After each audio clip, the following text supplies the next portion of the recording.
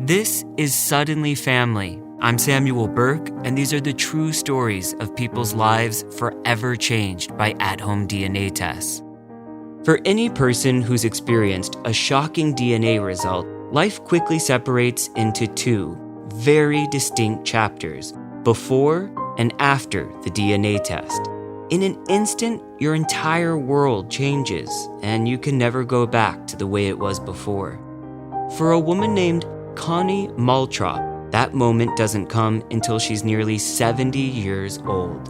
I always wanted her to love me, and she never was going to. I said, I forgive you for absolutely everything. She died 3 weeks later. I was never going to be able to find anything out until my daughter gave me Ancestry. That was the gift of a lifetime. A life that's turbulent, tragic, and well-lived. That's coming up on Suddenly Family.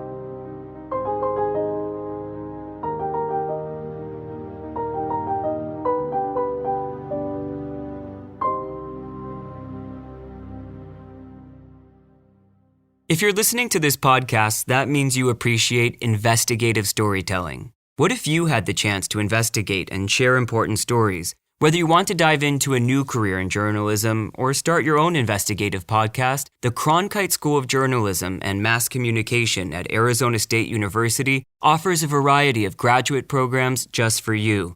My first step was visiting cronkite.asu.edu, where you can explore the master's degrees in investigative journalism, mass communication, and sports journalism. Now, back to Suddenly Family. Connie Maltrop has an incredible and dramatic life from the moment she's born in Gary, Indiana in 1949. Just seconds after her birth, someone whisks baby Connie away, and within days, somehow, she ends up on the other side of America, in sunny Southern California, cradled in the arms of her new mother and father. That was my favorite bedtime story. And that went like, we wanted a baby so badly.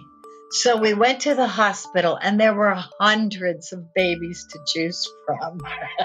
We walked up and down the aisles until we saw you. And I just remember that as being a fabulous story. And I believed it. I believed it was true. It wasn't, but I believed it was true. And I thought it was very sweet. And I remember saying to my father, Daddy, tell me my story again.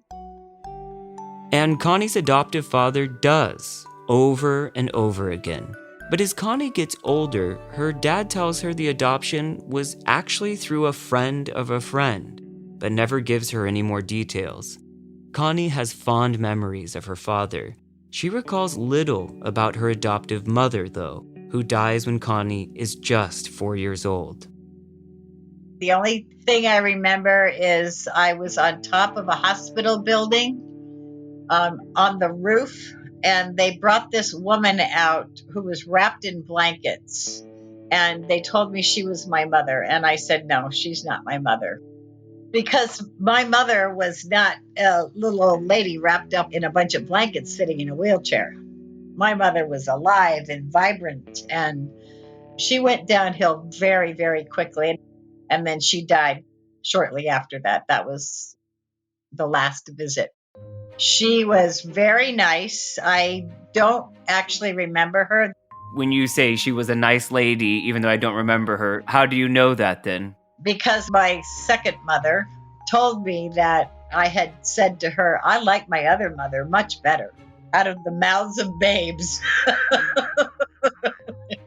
So that's how I know.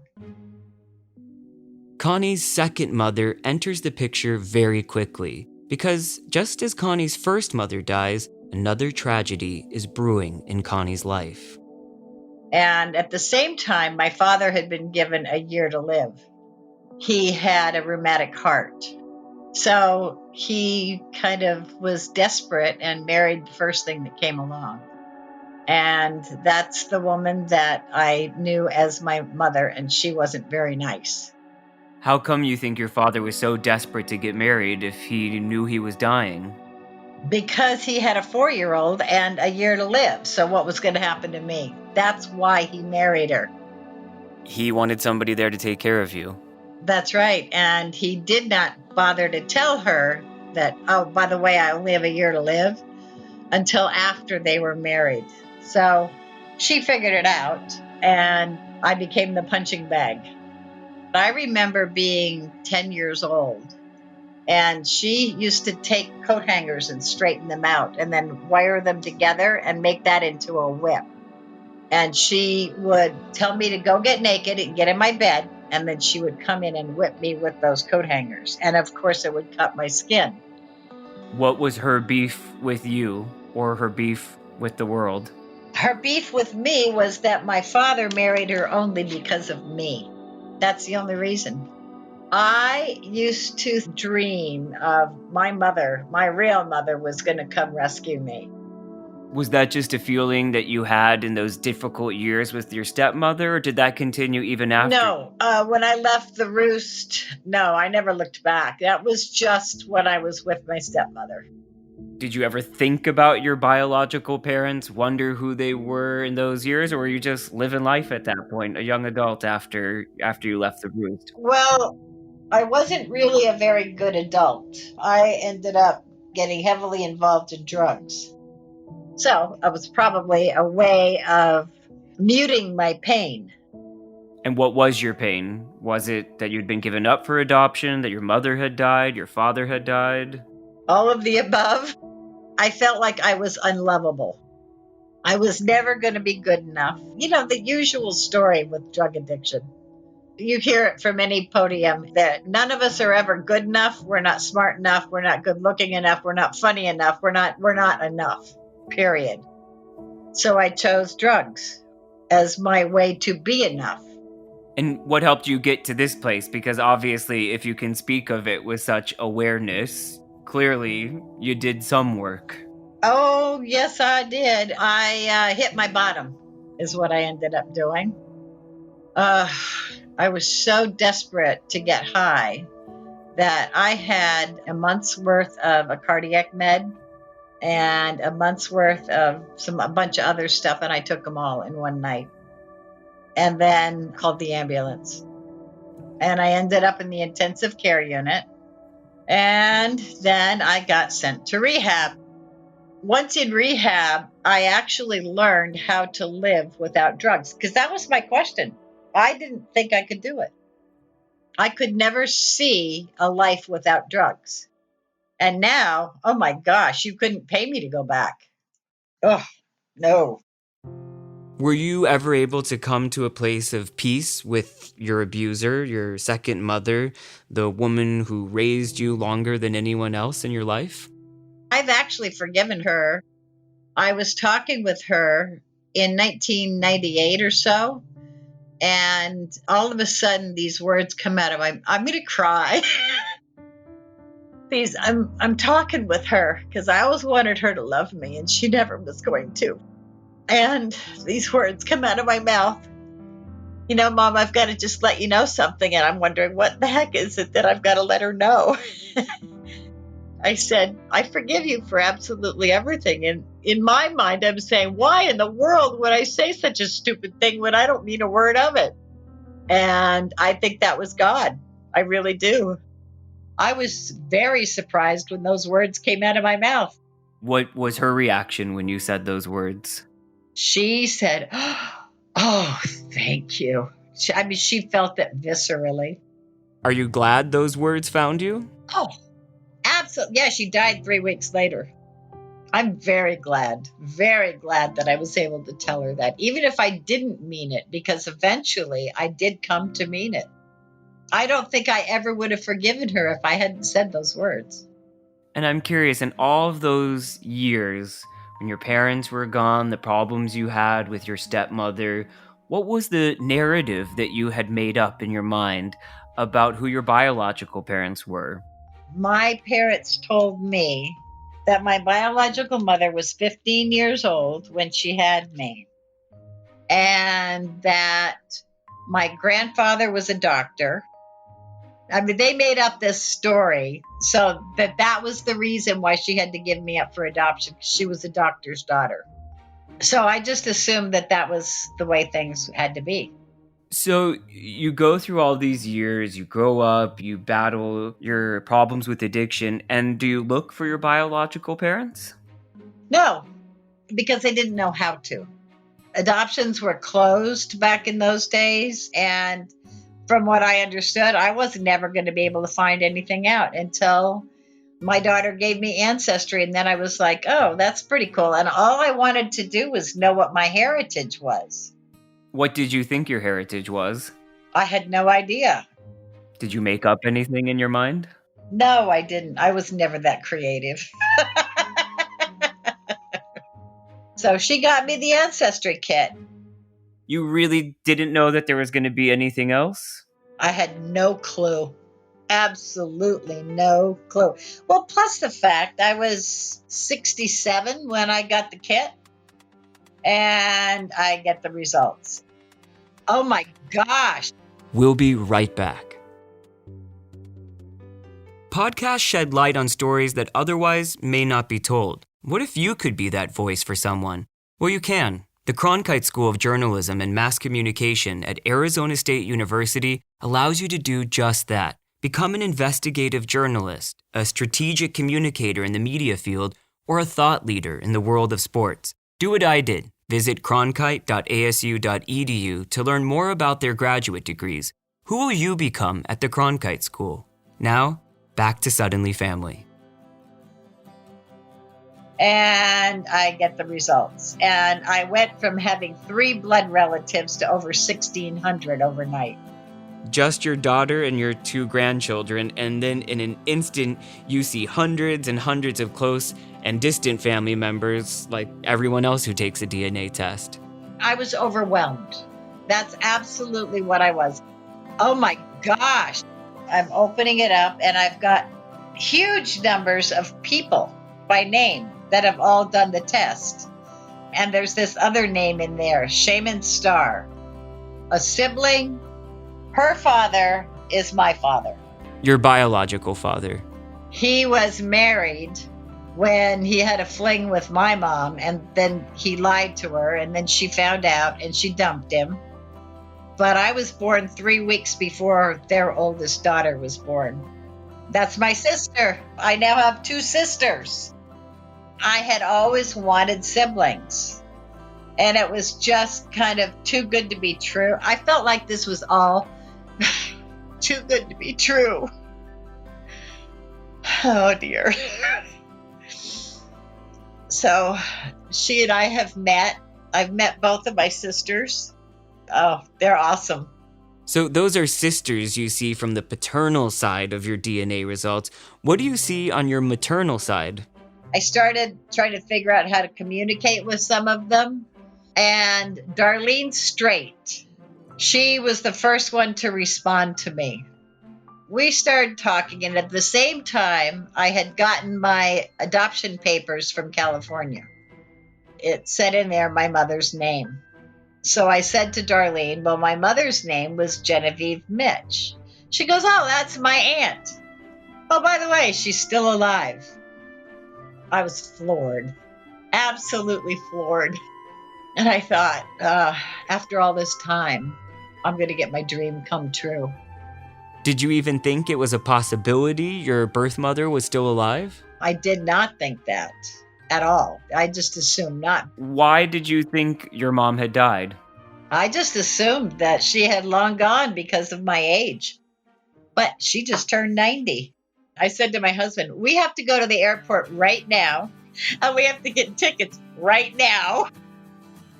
20 minutes later, my mother calls for the first time. She said, all right, what's your birthday? And I said, May 12th, 1949. Where were you born? Gary, Indiana. And she goes, okay, yeah, you're mine. She had been told I died at birth, so she thought it was a scam. So we flew down. She was all dressed up, looking beautiful. So I walked over to her and gave her a big hug, and we both started to cry. And we're both crying now. When is this crying stuff going to stop? What did that feel like? The first thing she said to me was, "You're not dead." I said, "No, I'm not." Here's a woman that you think is dead. When she tells you, "I thought you were dead," what goes through your mind? She was robbed. Who told her that? Who told you? The doctors or nurses? She doesn't remember. They call it the baby scoop era. This is the period from the end of World War II when premarital pregnancies were increasing and unwed mothers were often coerced or forced into giving their children up for adoption. And there's also been documentation of a surge in black market baby adoptions in that era. It started in the 40s and went all the way up to the 80s. And it's called the baby scoop era. I'm one of those babies that got scooped up and taken away from their mother. So you meet your mother, find out this unthinkable backstory, but how does the relationship between you two begin forming? Do you click right away? We really clicked pretty quickly. So it was awesome. It was really awesome. I felt really comfortable with her. And that was because you wanted it to be that way? You had to will that, or was it just like that? I think it was just like that. I mean, I wanted it to be that way, but I don't think I had to force it. We were comfortable. We absconded with her. We got an Airbnb house and we took her with us. We stayed with each other for 4 or 5 days? 4 days. About 4 days. And we just kind of got to know each other. My husband would laugh. She and I go grocery shopping the exact same way. He'd say, "You are just like your mother." We do a lot of things the exact same way. So she was a cook in a restaurant. I love to cook. She wanted to be a nurse when she was younger, but didn't have the money to go to school, and I am a nurse. I think that's absolutely fascinating. Nature versus nurture, yes. And I always thought that it was because my first adoptive mother died, that I wanted to become a nurse, because I wanted to be a nurse my whole life. But that wasn't it. That was in my DNA. Were there any difficulties? Were there parts of your personalities that clashed at all? Took some getting used to? I don't think so. It was all fairy tale. So far has been fairy tale. So she was with us all summer last summer, and she's living here now. She's moved. She's given up her apartment and she's moved. Whose idea was that? Whose idea was it for you to move up here? Yours. Mine. It's bold though, Connie. I've got to ask you, I think most people would be apprehensive about having their parents live with them, even the parents that raised them their entire lives. So for a woman who you're just forming a relationship with, albeit your biological mother, you don't know her that well. So what made you want to live with her? What made you want to pack her up and move her in with you? I don't know. I just wanted to. I don't know what made me want to do that. I just wanted to. What'd your husband say? He's all for it. I've got the best husband on the planet. Do you think you just wanted to make up for all that lost time? I think so. Yeah. Simple as that. What's it like living together? It's great. It really is. It's great. I'm really glad she's here. I'm really, really, really glad she's here. I can help her, and I cook for her. She cooks for me. She makes great salads. We're doing great. What's the best part of it? The best part is I got my mama. And what's the most challenging part? I know she's sitting right there, but I ask you to be honest. What's difficult about it? The difficult parts are both of us are control freaks. And that comes from our backgrounds. I had a rough background. She had a rough background. So the controlling piece is that we're never going to let people do that to us again. And so that's the challenge. Connie, what do you make of all this? You've had a very interesting life. An adoptive mother who died, an adoptive father who died, the evil stepmother. You've lived it all. What do you make of the deeper meaning of this? The ability to do DNA testing, to be connected to your mother after all of these years of never knowing her. It's just God's gift to both of us. Plan. It's part of God's plan. That's what she just said. Because she's the only one of her siblings who's still alive. This is pretty cool stuff. I believe this is God's gift to both of us for having a rough life. And it's just awesome.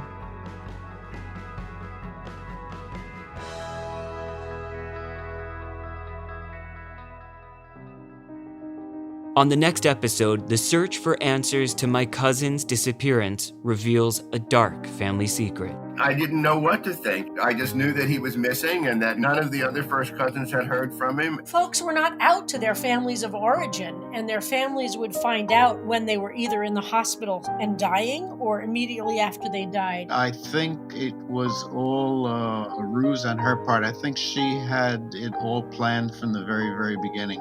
Unbelievable. Oh my God. That's the worst thing I have ever heard about my family. That's on the following edition of Suddenly Family, a production of CNN Philippines and Loomis Productions. Our editors are Lori Burke, Elizabeth Joseph, and Elaine Lee. Sound engineer, Levi Mercurio. Executive producer, Michelle Ancheta. Executive consultant, Army Harin Bennett. This show is created, written, and hosted by me. I'm Samuel Burke.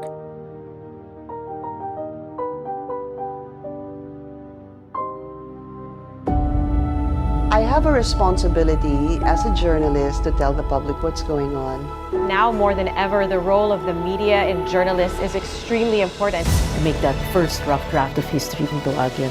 As journalists, we deliver the news, we give the right kind of information. News really has the power to shape and influence a person's perspective of the world. It's about the people, it's about the stories.